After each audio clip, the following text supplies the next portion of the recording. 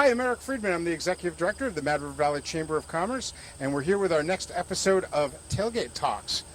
Today we'll be talking with Viya and John, who are students at the Yestermorrow School, who are helping to build and design our new structure for our off-grid toilet system that's going into the Recreation Hub back behind the Mad River Valley Welcome Center. So we'd like to welcome John and Viya to Tailgate Talks.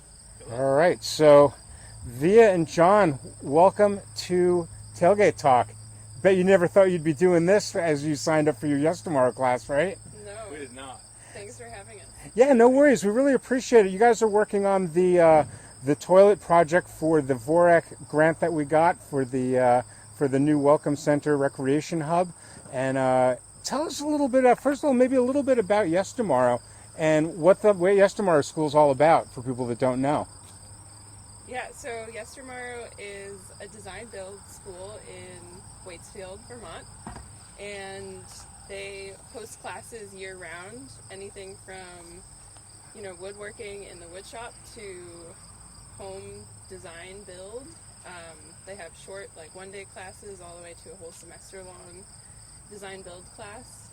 The class that we're taking is called Collaborative Design Build, and it's a 2-week class where we go from, being introduced to our client, getting the prompt, all the way to building a complete structure in less than 2 weeks. So that's pretty interesting, in less than 2 weeks, so it's a pretty immersive thing.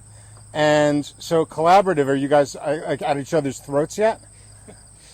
It took a lot for us to get here. The timeline was very short, so Mm-hmm. it was quite rushed.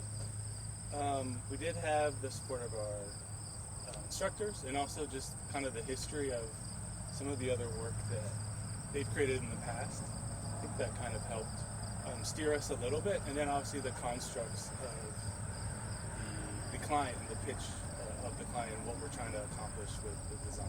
Well, we'll talk about the client in a little bit with those people. They're the worst, right? So let me tell a little bit about yourself, John. What brought you here to Yestermorrow for this class? Yeah, so I think I maybe traveled the furthest of everyone in our class. I'm from Los Angeles. I grew up in Connecticut, but I had some time off from work and just wanted to mix it up, be in a different environment, meet new people, and get my hands dirty and walk away having created something that I'm really proud of. So what do you do in your real life? So I work for a photo studio. So to riff on that a little bit, we never get to create a physical structure or thing. It's all digital assets that then just kind of disappear. So I think that's kind of what drew me to coming here and just getting my hands, really working with my hands, and then stepping away and being proud of a physical thing that we built as a class. So this is more of an avocation for you, aspirationally speaking. This is basically my vacation. So it's for fun, and it's something I've always been interested in, and see where that would lead. Well, John, we're really glad you're here in Vermont. Welcome. Are you enjoying Vermont? It's beautiful. Had you been here before? I used to live in Maine. I've skied here as a kid.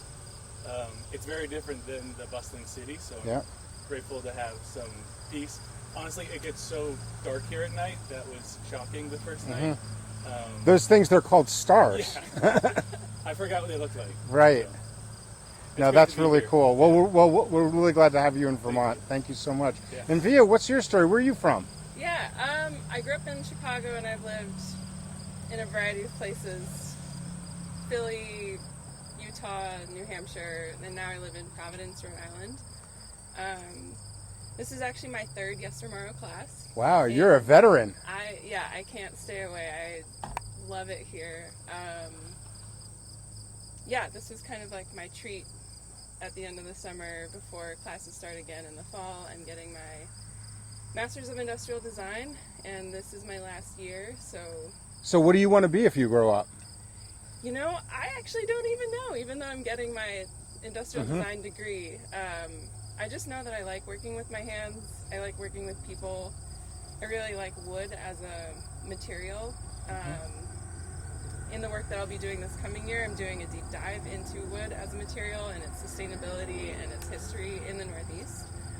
And so that's actually why I took this class, was to get some more hands-on building experience, in addition to, like coming up with a collaborative design with a bunch of people and, having something to show at the end of it. Well, you're certainly like we've got something to show. So, we're going to talk about your clients, and I'm actually part of one of your clients. So, you're here to design and build a toilet for our new recreation hub, which we're really excited about, and we're so glad to be partnering with Yestermorrow, and such a great resource here that we have in the Valley. So we're really glad to have you guys doing it. So tell me a little bit about the process and how you came up with the design for this. Yeah, well, so really in the beginning, we were just tossing around kind of forms and shapes pretty loosely. And in our group of, first we started with 5 and now we're at 6, we kept switching partners, and it was a really quick iteration kind of sketching process. And from that, we kind of distilled elements of our designs that we really liked. And really over the last kind of like 24 hours, refined it into this form that we hope kind of hits all of the major hopes and goals for the project itself, which include, something beautiful, something that includes a lot of natural light, and I don't know, there are a lot of other requirements, but Yeah, just to build on that, so as one of our instructors says, Bill. Yeah, beautiful things get taken care of. Yeah. So we wanted to make something that was very beautiful, but also very unique, because the toilet that's being installed is also very unique and a little bit different even than a regular composting toilet. You want to speak to that a little bit? Tell us like what the toilet is, because I think people don't necessarily understand what a urine sequestering toilet is. I will do my best. So we partnered also with another company and partner who called a company called Wasted, that specializes in removing the two. Oh my goodness. We don't have FCC requirements here. You can say whatever the heck you want. Pee and poop. Right. Separating out the pee and the poop so that the pee can then be used for fertilizer, because it's actually more. It has properties that could be good for particular soils. So it's unique to, I think, most places, maybe not in Vermont, but we wanted to show the importance of that through a structure that also maybe isn't so traditional and is memorable. Well, it certainly is. So tell us a little bit about the design and how the whole thing's going to work. Yeah, so the site that we're working with is on a slope, so we had to incorporate that into our design. There's a little walkway bridge leading up to the actual bathroom.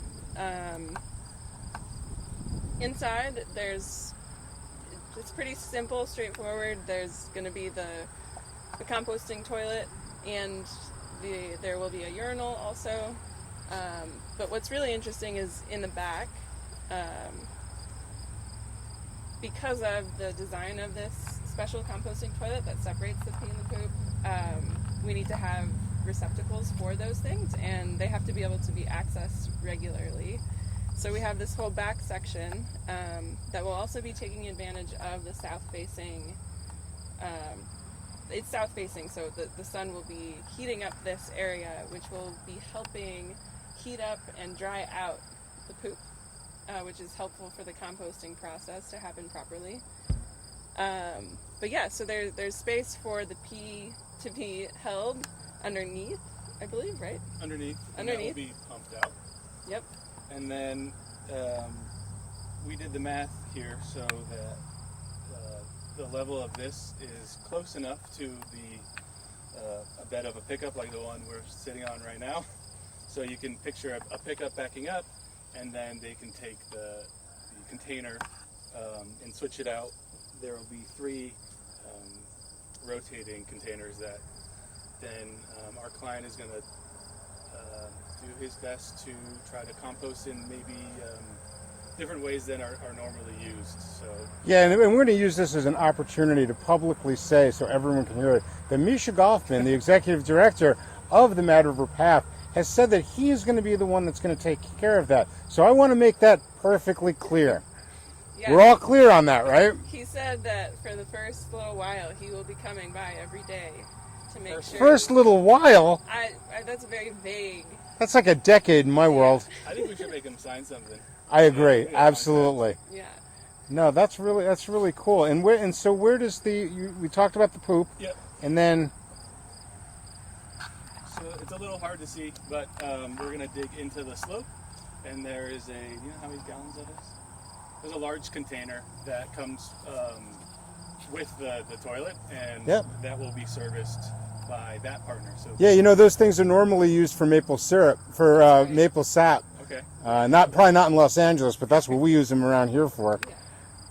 Interesting little detail. Yeah, right.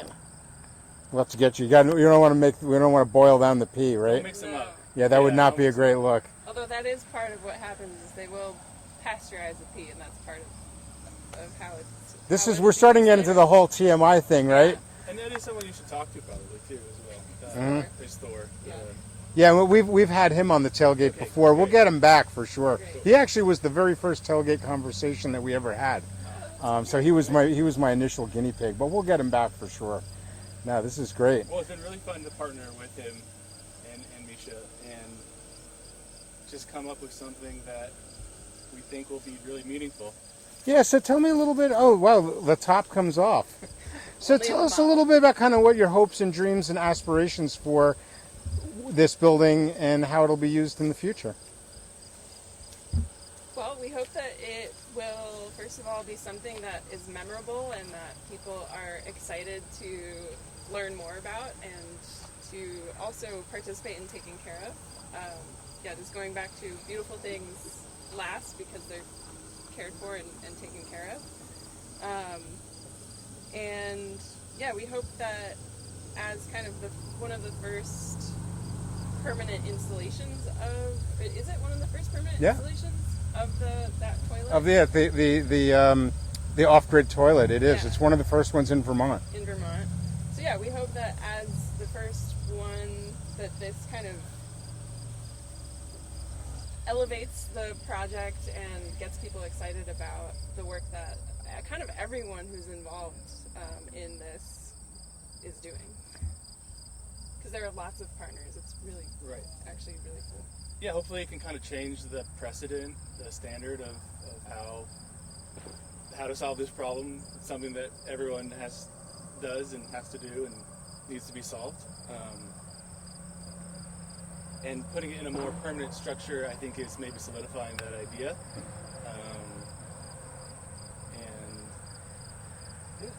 Well, it's really interesting. I really appreciate learning about the process and what your group did, and that you didn't kill each other coming up with this, and that you got this great design done. And I know that we're really excited about it. I know the folks at the Mad River Path are really excited about it, and it's going to be a major element of this new recreation hub, and we're appreciative to have it. So I want to finish on something a little lighter. I know you guys have talked about a name for this thing.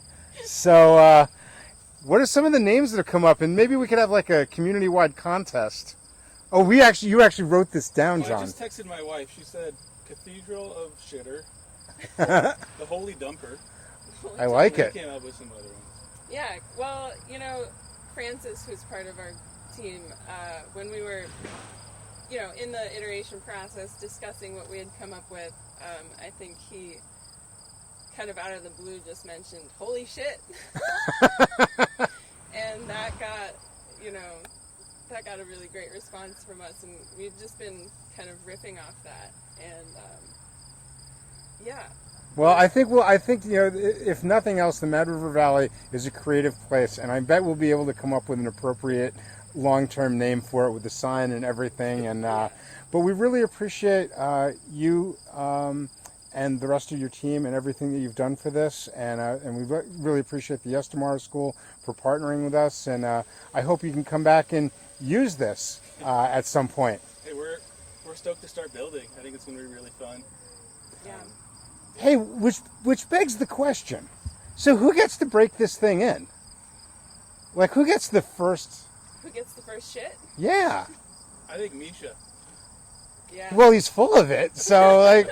No, I think you're right. I think we got to have Misha. Maybe what we'll do is we'll come out with the tailgate, and he can go right from the compost or our urine sequestering toilet to the tailgate to explain the experience. Yeah. But you're going to have a tough act to follow after you guys. But Vij and John, thank you so much for joining us. Really appreciate it and having you on the tailgate, and hopefully we'll come back to Vermont again real soon. Yeah.